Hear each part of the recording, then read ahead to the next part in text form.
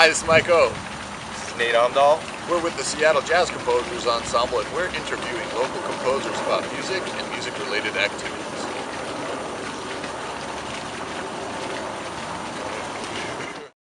All right, hi. We got Beth Fleenor with us today. How you doing, Beth? I'm doing great. All right, so Beth and I have had the pleasure of working together for the last about 6-7 years in a lot of different projects.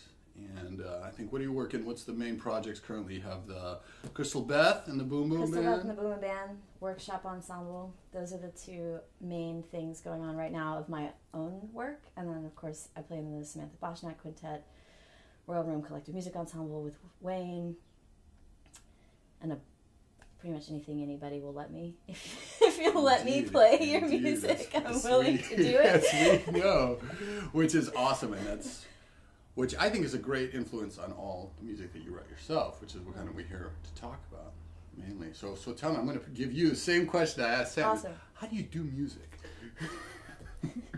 With vigor. With vigor. There you go. With great vigor. So just tell me something about your process. What's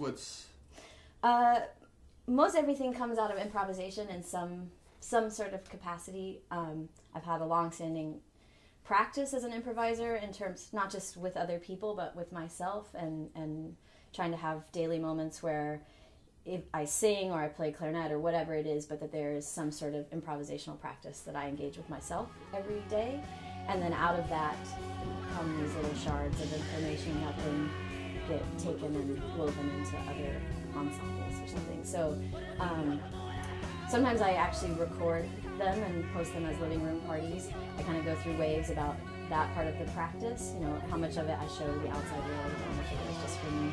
But that's something that I do regularly, which is to just sit down and just kind of go into it as if I were performing an improvised show, to try to go to that same kind of commitment and like finding an idea and really committing to it and digging into it and trying to flesh it out in a moment.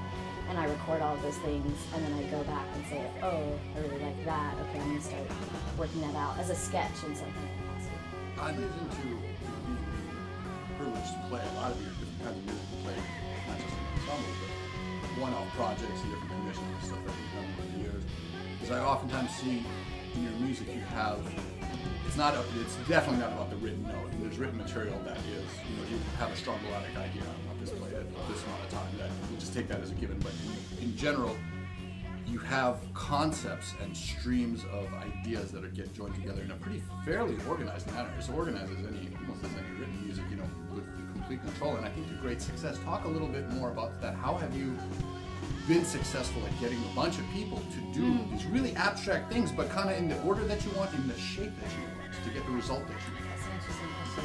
I feel very lucky that I started my first project as a leader in 2007, which was Big Hit, and from that point on, I've had really great success with people committing to showing up and working on whatever it is. Oh, you know, practice? well, like yeah, and I have a thing about a lot of it's improvisation based, and I want to practice that. I want to get in and work with that, the same that you would shed any kind of written music or something with an ensemble. Like, that's really important to me, and something I really crave deeply.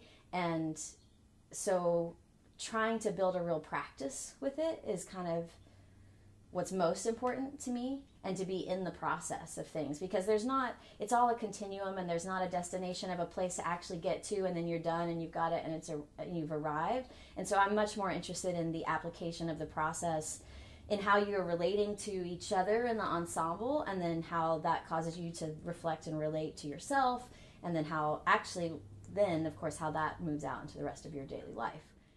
How does the addition of lyrics, either of Bethnic or English, because some of the songs are in English, how does that influence your writing process? Does it influence your writing process? I think the influence comes in that there are syllables. That's what I'm drawn to. syllabic rhythm is syllabic rhythm is something that I'm interested in general, and part of it, I guess, is from a little bit of a deficit in that, you know, when I listen to music and I listen to songs, I don't really understand the lyrics for the most part, like which can be hilarious in terms of what I end up thinking is actually being said. Yeah, and sometimes, you know, if I listen really hard and I focus on that particular thing, then I can, you know, pick up, but a lot of it I'll pick up certain words, and then the rest of it are just syllables, and those are a rhythmic pattern. And then how I write comes from that same place of working with syllables, establishing some sort of rhythmic undercurrent that is coming out of those syllables, and that becomes the basis of everything. So the things that even are in English started out the same way too.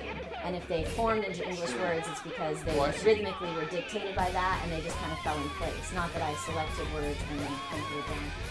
Crazy Lady is a different instance in that is very much a narrative-driven narrative-driven song. It's a ballad. It is a ballad, indeed. And it's a typical Beth ballad. And that one came from telling that story, actually, you know, which was like an email. It was literally an email to my bandmates is how that started. It was like, oh yeah, we're gonna have rehearsal. Well, this is what happened yesterday. I was assaulted by this woman, and I literally, like, I wrote it out the way it was.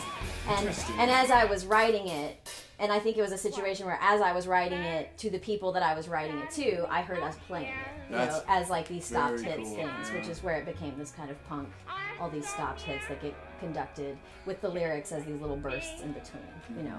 They're not really set to a melody, they're set to a rhythmic structure. About your rehearsal process, and what particularly I have in mind is the workshop ensemble. And it's an ensemble, large ensemble, mixed ensemble that wears blindfolds to perform a set of etudes improvisational etudes that are structured forms that we play through. Talk about what happens when you're in the rehearsal room, and how do you get what you want out of players that are not looking at written music, that are trying to work through this, but have a form and a structure. Okay.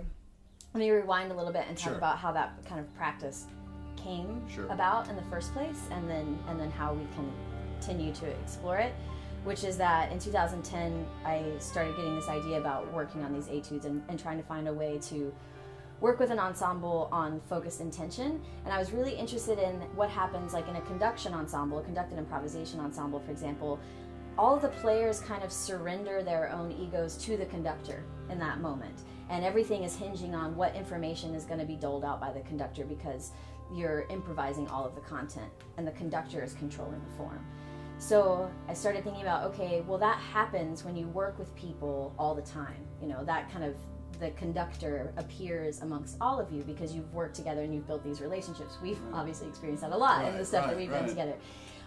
So then how do you transfer that into a large ensemble, and how do you transfer that into situations where people don't know each other and haven't worked on things? So then how do you turn the conductor into an imaginary force that everybody is experiencing simultaneously? And that's where the etudes came about, of trying to create a structure that the form itself is set. This is what the form is going to be. Every time we return to etude number 2, the form is the same, but the content is improvised and it's going to be different every single time. So what we do in the rehearsal process is to first go through it without the blindfolds, to actually walk through, because each of them is a schematic, which is also written that way so that for people that visually imprint information, there's information directly by looking at it that you can start to learn the flow of how the score actually works. For people that interpret information through text, there are text triggers that identify what's supposed to happen. And then we go through the process, we go through the piece, through the structure, improvising all the content, but being able to actually look at the form. And then once we feel like we have it kind of in our bank of what the form is supposed to be, then we put the blindfolds on and start to go through the process that way, which is where the magic really starts to happen. And the level of communication is really heightened, where you're trying to cue each other in and out of sections without being able to see each other, and really listening and bringing your awareness to your full body about how you're listening to each other. And listening, something you say, I remember in rehearsals often, is listening inside to the center of the whole ensemble, and listening, really focusing on the ensemble, like kind of the ensemble as a whole center, entity, and that's where the focus. Everybody is focusing on that same, which is the same together. concept as a conductor, you know. And when you have a symphony orchestra with 80 people or something like that, in order to get the cross section, in order to get it to work as an entire organism one organism that can do something much bigger than any one individual can do. All of that energy goes towards this one unifying force that can kind of steer the giant ship, you know. Yeah. And yeah, so the idea with the blindfolded practice is that each person puts that awareness in the center, and it kind of like the spoke, you know, for the wheels, that everybody taps into that center, and that starts to communicate larger ideas. Mm-hmm. What are some of the challenges in working with more abstract concepts? I mean, certainly I'm sure they're alleviated by using experienced improvisers if you do a lot of things, but what are some of the challenges you run into? I think one, because it's so intangible and it's hard to talk about, and it's something that it takes a little time to get into. Like the most successful rehearsals are when everybody starts to contribute something about their experience of it. Because if it's any one person's experience of how to rehearse the music, or what they feel like is happening with people's intention, or what kind of, you know, signals they feel like they're getting, or tendencies that they're noticing in themselves, Sure. you know, all those things are what are the meat of what we really want to get into, and we can only do that if everybody's willing to talk about it, you know. And I feel like the more that we can do that in rehearsals, the more successful the practice becomes, because you're like, oh, well, you have that tendency, I do that too. And like, for example, the last rehearsal, we got into the fact that, you know, we have these big crescendos into a fermata, and we're all supposed to cut off together as 10 people. Well, the drummer often feels responsible for that in a certain way, because as the loudest instrument that's able to move everybody in a you know, with vibration in a different textural sort of way. He falls into that role. He falls into that role oftentimes, and is oftentimes written as that role. But Right. in a practice where everyone is on the playing field equally, and the roles are moving around and shifting, how do you practice both ways? Where he both takes that role, or he in this case, because it's the workshop ensemble, how he takes that role or doesn't take that role, depending on what the music is actually asking for, which is what that whole practice is about, is like eliminating all these ideas of what you should be doing, or this is how improvised music sounds, or this is how you jam with other people, or whatever, you know, like, it's about kind of like eschewing all of that to get to what is the music asking for in this moment, and Right. what can I contribute to that sound. That's very interesting. That's the hardest part. It's not the music, but it's in getting people to really communicate their honest feeling about what's going on, and Which be is comfortable with life. sharing that. Which is just Exactly, life in back general. to the because integration. and it's incredibly vulnerable to say, Right. I don't know what experience everybody else is having, but this is what it mine. felt like to me. And this is the thing too, where it's like there's nothing to hold on to, and there's no like, this is how it's supposed to go down. You know, even though there's a form, the practice is that if you feel musically compelled to do something, you say, screw the form, this is what the music is asking for, and you lay it down and you communicate that to everybody else, and they follow suit. And that's, again, where these really magical things happen, because you're getting out of what I like to call courtesy and competition composing, competitive composing, and competitive and courtesy composing, and getting into, I feel compelled to create this music. Talk a little bit more about integrating visual art pieces or wearable art pieces with music and their connection for you, and some of the ideas that you're having in developing here. Yeah, I think, you know, one of my other ideas is that an emphasis on creativity in a culture gives rise to creative solutions to social problems, and part of my creative practice, in addition to all of the time-based art, performance, and audio stuff, also comes with visual art. That manifests with the Mother May I scores. I also make jewelry and other art pieces. And then I, so far, have been hand-making all of the CDs that have been released for various projects, partially because economically it doesn't make any sense to invest the funds with the number of recordings that are going to be sold. It's a better financial deal to actually, right, exactly. And so it's like I can make limited edition art pieces that deliver the work in a much more individualistic way, in terms of that are much more representational of myself and my individual vision. And so I'm getting really into that, which at first it was kind of like, this is just this weird thing that I do, and it's kind of like therapy for me to make all of these crafty things, you know, like becoming the Martha Stewart of free jazz. It's like but it's really another thing that's like opened this other door of like part of the philosophy and part of the interest of like, it doesn't make sense to make 1,000 plastic things that to deliver this type of music or to deliver my vision.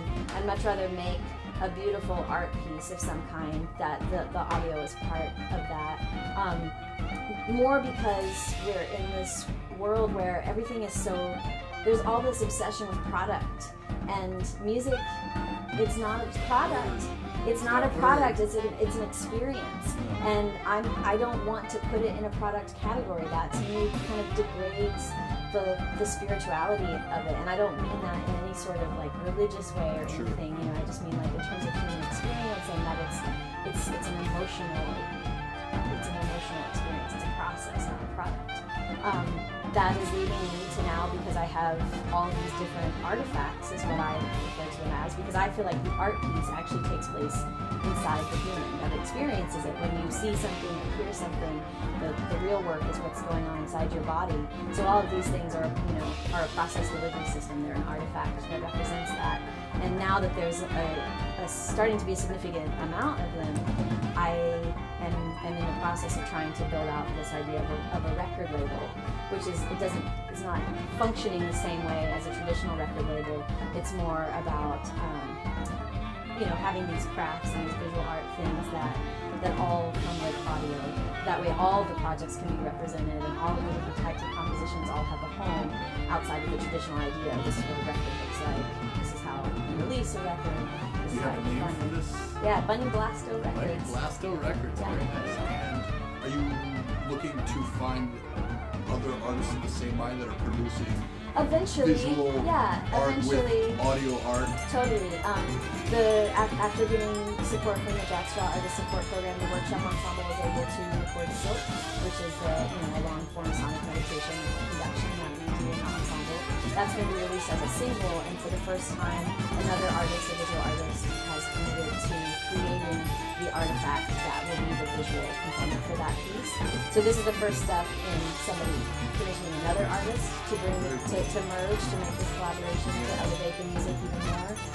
And in the way that people used to work with an artist and creating a record cover and having this whole concept around it visually that really, again, elevated the philosophy of what the music is and the experience of what the music is. So that would be the first step, is getting other artists involved. And then once it's set up, I would like to be able to offer that to other artists. Like if you wanted to do a limited edition thing that, you know, has an artifact or something, and then but for the first business. Excellent. All right. Well, Beth Fleenor, thank you very much. Look for Beth on a stage near you very soon, because she plays all the time. Oh, yes. And also Beth runs an artist management agency called the Frank Agency. Check them out on the web at frankagency.com. Thanks so much.